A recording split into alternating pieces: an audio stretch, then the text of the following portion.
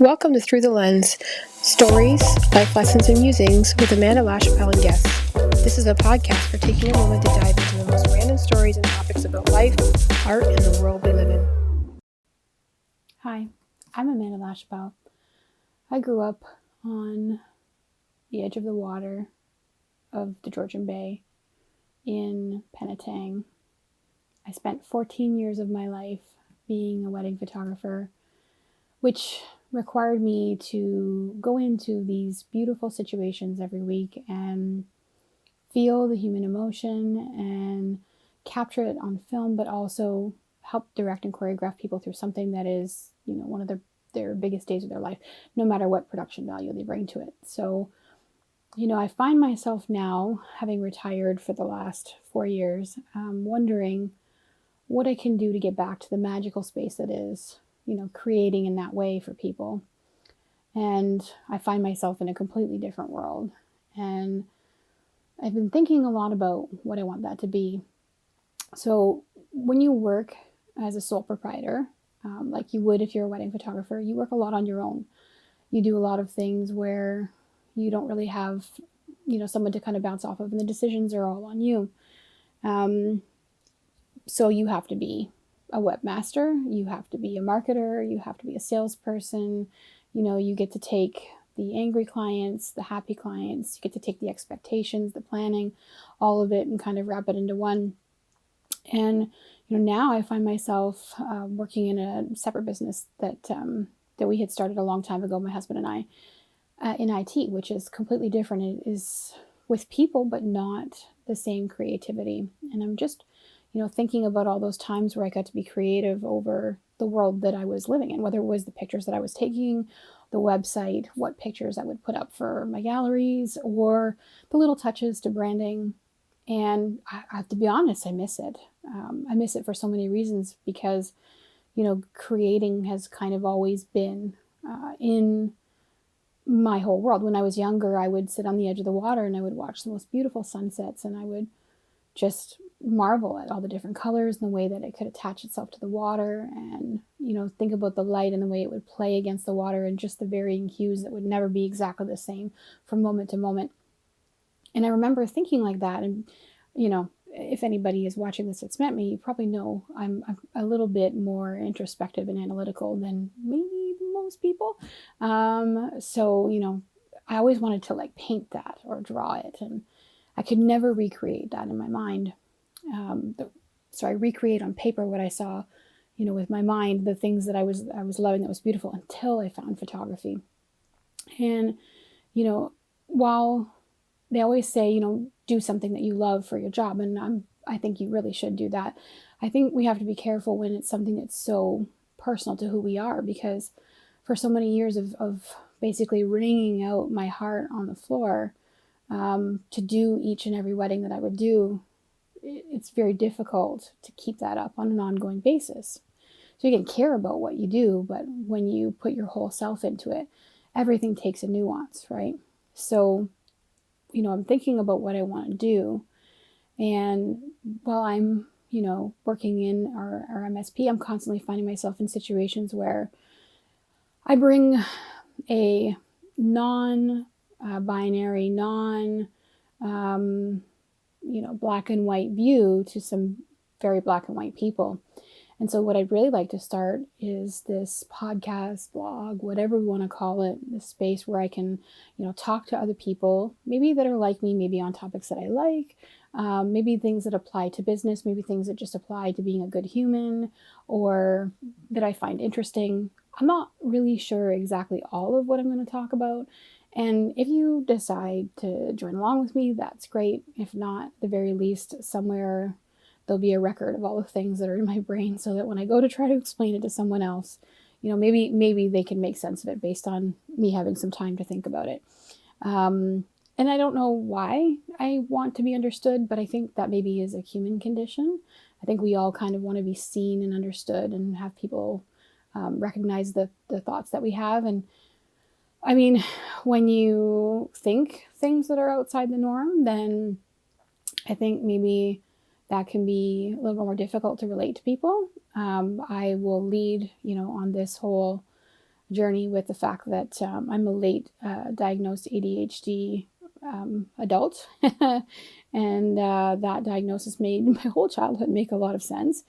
And I think, there are a lot of people, as we're discovering as we go along here, that are like me, who didn't, fit in the mold, and some learned how to adapt, and some learned how, to fit in whatever way that was. And some people just kind of felt on the outside, and maybe they found other misfits like them. I don't know. For me, I definitely found people that kind of, even if they didn't understand me, they accepted me anyway, and they went along for it. And oh, that's just Amanda. She uses lots of big words, and But the thing about it is that somebody can be different. Like, I do tend to use a lot of big words, and I don't do them to sound smart. It's just how my brain is wired. But if you ask me what a word means, I will never make anybody feel bad for it. I just want to explain it. So, I kind of feel like that role of being an explainer, a bridge, someone who helps people see things from both sides, that's always kind of been my way to cope,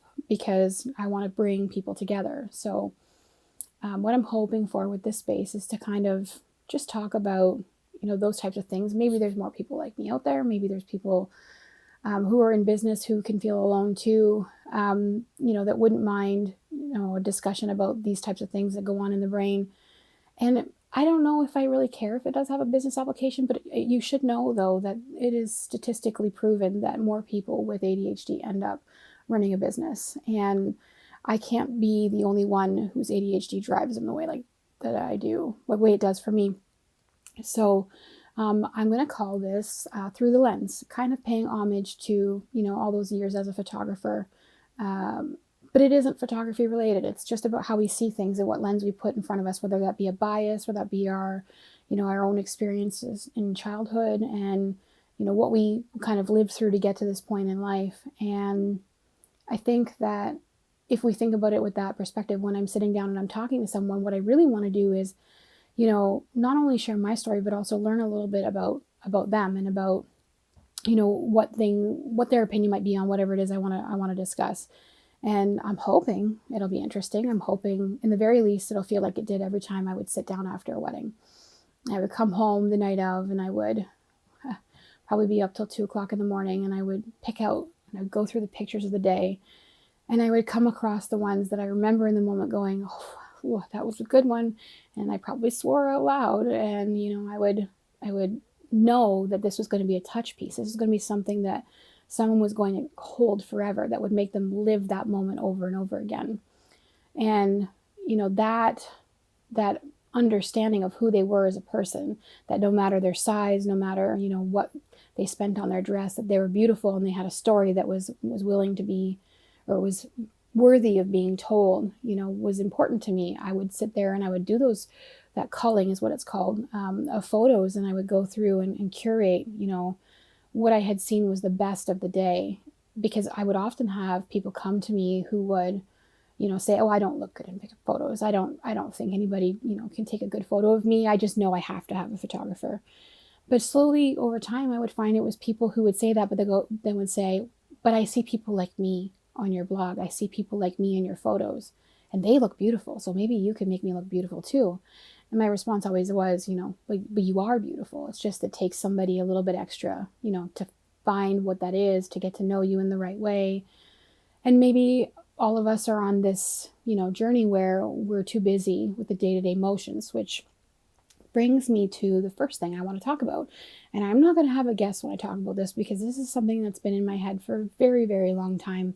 And I've kind of touched on it a little bit as we're talking here, but this is something that I've felt. As humans, we have this process in life, and what it is when we're babies, we don't know really anything. We have some instincts, some survival instincts, if you will, reflexes, whatever the case may be. But everything that we learn, we kind of take it in this way to learn something new, and then we assimilate it, we adapt to it, we make it part of our everyday, and then we move on to the next new thing. That thing that we learned already, we're no longer paying attention to it because we're on autopilot. We're doing that task over and over again, and we do it without even thinking about the steps behind it. We don't stop to look at every interval of what we're doing, because we've already learned that, and we need to, for survival, move on to the next thing. That's just the nature of, I guess, the history of whatever. I never went to university, so I don't know what the term would be, but nonetheless, it's pretty well known when you look through any kind of literature, so, or reading or anything in general. But when you think about it that way, I think we kind of look at children and we think, okay, well, they have, they are constantly learning. We will see, a kid 2 months later, and they will be leaps and bounds from where we saw them the last time. But, what does that really mean? Like, what happened in that process to make all that happen so quick? And that rate of growth doesn't keep going as we get older, right? It slows down. So we then start to assimilate new knowledge, new information in a much slower speed. And I don't think that we always stop to think about all those things that we had said on autopilot. We've all gotten into the car, and, we've had situations where we will drive, part of the way into work or wherever, and not even think about, what we've done. It just happens. Or maybe you're so used to driving into work and you forget to take a turn for somewhere different that you're going because you're on autopilot getting there, right? But the really beautiful moments, the really amazing, magical pieces of the day can come when we, stop and we notice things around us. I like to call them, I've got a term for it, I like to call them existence moments. Some people might say they're liminal moments, but I think that only indicates that they would be in between things. For me, an existence moment can happen at any time. And it's where you just kind of stand back and you look almost from like above the earth and go, wow, like, we all exist. We all have these lives, these thoughts, these dreams, these aspirations. We, can all feel grass in a different way. We all see colors in different ways. And it's kind of the most beautiful thing. And, to notice it, actually, I'll be honest, it kind of like, it rips at me a little bit, because it's like feeling everything everywhere all at once. Yeah, I know the movie. But it's kind of beautiful, because you look at it and you think, what a strange journey we're on as humans, right? To feel everything. And this process of learning how to do things, do motions, constantly puts us in a position where, we have to figure out how to do things on autopilot, but that disconnects us from that experience of feeling all of those things, right? Especially with the advent of technology. We are plugged in. I mean, I'm on my phone all the time. So when we have these moments where we can step back and, really look around us and actually feel the things around us, they're beautiful. They remind us, how we're all interconnected, how kindness matters, how you can change a person's day, a person's life with words. You can have a positive impact on the world. If you only remember to actually think about what you're doing, to actually, pause to analyze, to pause to not just go through the motions, to, consider the things that have come before you, the places that technology has touched our lives, whether that be actual internet or computers or whatever, but right down to cars and engines and motors and all of the things that make our lives convenient the way that they are now. I have a propensity for, learning how to do things in a analog way. I like to can. I like physical books, because I know that at any time all of this could be taken away. Our world could change in a way where all those conveniences are gone. And I think staying connected to those makes me appreciate just how many things happen in life without us having to pause to consider and think about it. I still think it's important, though, to do so, even though we don't have to. I think we should do so from time to time, just to, kind of think about where we're going and what needs to happen on that journey. I like to do this thing whenever I'm learning something new. I'm just going to introduce you to this because we're on video for those of you who are listening just through visuals. This is a necklace that I have. It's probably a really funny story I should tell right after this, but the quartz inside of it moves. And oftentimes when I'm learning, I will touch it and I will, just move it to stay physically attached to what's happening and to not disappear into, my head. And sometimes I'll do it when I'm anxious. It's all to remain grounded. It's all to remain present in this moment, because it's very easy, to go beyond that presence and just disappear. I don't want to. I want to encourage people to stay, as present as possible. There's so much magic out there in the world if you just stop for a second and remove all of those things that you take as distractions and look for the beauty in everything. I don't know if we remember or if you did when you were a child, but for me, I would spend so much time in the grass reading. And I would love to feel the way that the sun would hit me and the way the grass would feel and the noises that you would hear being closer to the ground. All of these things bring these layers and their textures to life that, not just from a sensory perspective, but from an enjoyment perspective that can do a lot in terms of, helping us to be whole, not just singularly focused. I mean, for me, it's being in nature, but maybe for you, it's something entirely different. I don't really judge anybody's choice in terms of what helps them stay present, but I do think the act of the intentional practice of doing whatever feeds you to feel more than just one thing or to be just on autopilot is very important. And it does have to be intentional, because in this world of automation and, AI and all of these things that are coming in terms of technology, we have to keep the humanity. It's the only part that can't be replicated truly. And so if we lose our humanity by staying in autopilot, I'm worried. So I guess that's my call for that. And if you ever want to know why I truly believe so much in, I don't know, like fate, maybe fate's probably not the right word, but something along those lines. I think that things are meant to be that should be. I will share the story of this necklace. So when I was growing up, I was raised by a single mother. I love her. She did the best that she could with what she had, but we did not have a ton of money growing up. And one of the things that was kind of elusive was, kind of class trips and whatnot. And I remember I wanted very badly to go on my grade 8 trip to Quebec. And, I felt deep roots being French Canadian. I wanted to, go and visit this place. And well, it really wasn't in our budget. So I remember I sold like wrapping paper and cards and like, I don't remember whatever the fundraising things were. I sold everything I could to anybody I could. I walked the neighborhood and, I had a very gracious godmother that helped out as well. And my mom put what she could towards my spending money, but I made it on the trip. And I remember, going through the whole old town and just looking around in absolute marvel at this place that existed. Now, I'd never been to anywhere like Europe. It's the oldest place I'd ever been. I grew up in a pretty like old area, but, still it's much older in Quebec.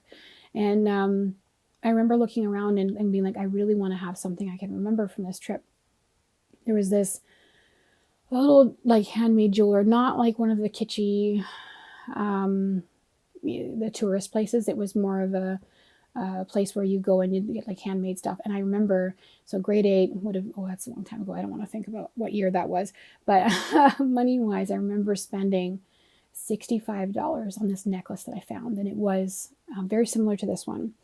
And it was a piece of jade and it was in a loop like that, and I could twist it as well. And I didn't buy it because I could twist it. I just love the color of it. It had the green, like my eyes turn green when I'm mad, or contemplative, which is probably the better one of the two. But I loved it. I was like, oh, this is perfect. I want to have this, and I'm going to remember this trip because of that, because this is something, that I did and I was proud of. And I wore that necklace as I think my only piece of jewelry from grade 8 through a transition from our small town to a new town that was 10 times the size. And I left all my friends that I'd had since kindergarten with this necklace, this piece of my past. And I remember, I would go through some really difficult times in that first year or two where I was depressed, and I would, have that like almost like a talisman against my heart where, I would remember all the things that were good and remember that trip and remember, there was more to life than that. Right.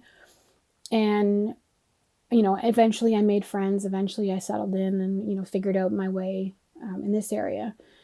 And funnily enough, when that happened, I lost the necklace. And I was like super sad. I was like, this is something that was like, not a mascot, but kind of, it was a thing that I needed. It was something that was like my blankie, like kids treat like blankies. And I was sad about it, but I kind of thought about it contemplatively after this journey, which is coming next, about how I think I didn't need it anymore. I don't think I was in a place in my life then where I needed that same, not support, but like reminder. And then about 6 years ago, I was also going through a really difficult time, and just struggling with what I wanted to do with my photography. Was the pretty much the apex of me deciding, do I want to stay or do I want to go? And I went out with some girlfriends to an art show, which is always kind of like a super fun experience for me. I love seeing how different people create. If you can't tell the theme, I love art, in one shape or another. And it's all these paintings, and there's pottery and beautiful, beautiful works of art. And then there's one lone Julie person in the back, and she has all these necklaces up. And I think if I remember correctly, I actually did tear up because I reached over and I saw this necklace. And not only is the chain length the length that I usually love, because I do like a longer one, but I noticed that there was, a gemstone in the middle. And so I reached over, and there were probably like 3 or 4 of them. And only one of them would the stone actually turn with inside the setting. And I was like, okay, yep, this one's for me. And so I bought it, and I was kind of telling the story teary-eyed to my friends, and they were like, oh, that's amazing.